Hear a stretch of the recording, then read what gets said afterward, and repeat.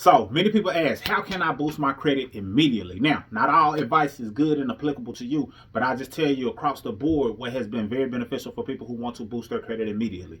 Number one, get your credit card balances down if you have a credit card. If you do not have a credit card, then you want to get a credit card, whether it's secured or unsecured. Just know how to play the game. If it's secured, you want to keep adding money to that secured card to increase your credit limit. Even if you're not using it, that can help you tremendously. If it's unsecured and you have a certain credit limit, then you want to get in the habit of keeping a low balance, less than 10%, and using it, paying it off, using it, paying it off before they report to the bureaus. Find out when they report to the bureau so you can have that balance down low, and that can help you increase your credit score immediately, or what seems to be immediate. Also, make sure you're continuing to make on-time payments, because those on-time payments develop and build a track record for you to make good on-time payments. And lastly, what I want to point out is, if you haven't done anything recently with your credit profile, sometimes getting a new line of credit can be very, very helpful. Even if it's not you going and acquiring a new debt, you getting something like a self-lender account that allows you to save money while you building credit can help you out tremendously, and reports to all three bureaus. If you want to know other ways